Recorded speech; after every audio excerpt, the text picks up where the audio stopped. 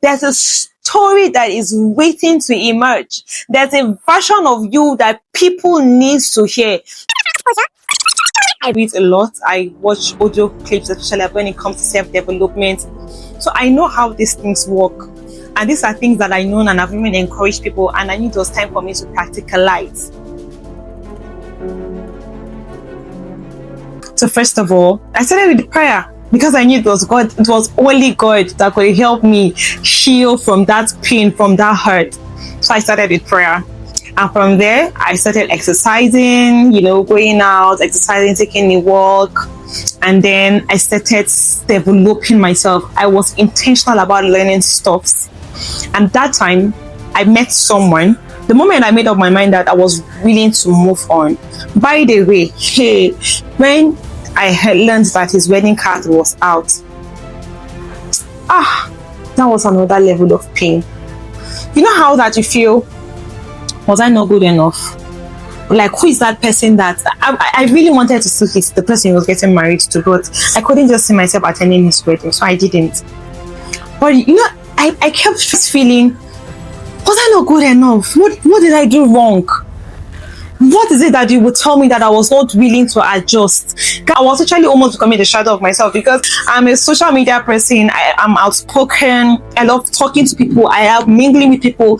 I love impacting people. This guy doesn't like according to him. So he prefers a very private life, which I believe I can still have a very private marriage, and yet be out there on social media and doing my stuff and impacting the world, right? But we had total insights, we had total values when it comes to that. But I was willing to put that down the line, but then I believe it was never meant to be.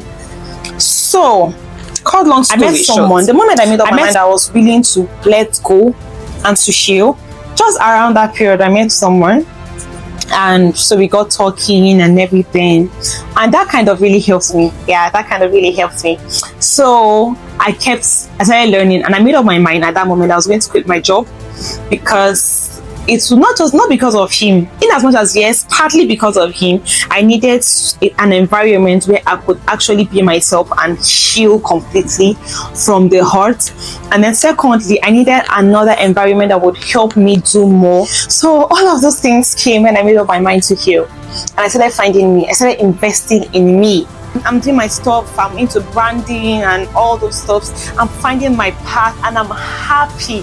Now, what am I saying? Believe in me, there are certain things that would literally haunt us. And by the way, there are certain things that happened in my past relationship that kind of haunted me even in my current relationships, right? Because I was still a bit insecure sometimes. I needed the level of assurance from my current relationship to ensure that, okay, this person, you are really serious and all of those things. But at the same time, I had to also strike a balance that, in as much as I know we've defined what we want and we are working towards, an end, but even if it doesn't happen, even if it doesn't work out, I should still be able to move on. Because right now, I am all about investing in myself. I'm all about loving myself. I'm all about being focused. I'm all about being whole, right? And today I can speak to many people that have been in a relationship and have been broken and probably felt betrayed. I can speak to them because I was once there and I know how it feels to be heartbroken. Some people actually have war stories. Some people were, they gave their all financial support. But sometimes you might have invested a lot. Sometimes some people even lost their virginity to that person. Some people got pregnant for that person, aborted, and then this person ended up leaving them.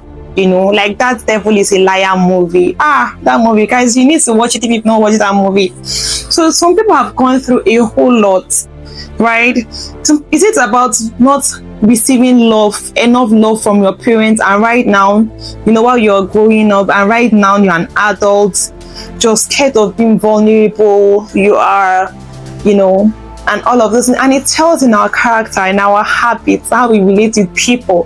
Where you meet someone that did not really receive the love and care that they actually needed when they were little, it shows in their behavioral pattern. These people are there's this defensive wall around them. Meanwhile, for some other people, how they get to handle that is by being so vulnerable that they literally want anybody to love them just because they did not receive that love as a child. And as a result of that, so many people have taken advantage of these people, and now they are so broken that they don't want to even give anybody a chance again in their lives. Guess what? In the midst of all of those things, you can heal. I learned something yesterday. God does not invest without getting anything in return. Pain is an investment. And sometimes it might not make sense. But even if you going through what you're going through is so that you could encourage somebody else tomorrow who would go through that pain, believe me, you might have just saved a life and impacted a whole generation that you don't even know.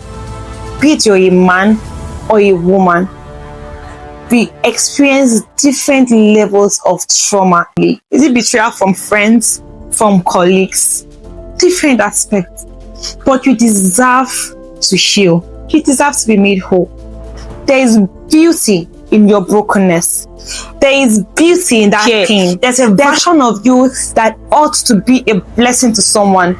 Don't bury yourself in your pain. Do not bury yourself in that shame. You are so much more. And don't allow people's opinion about you to become your reality.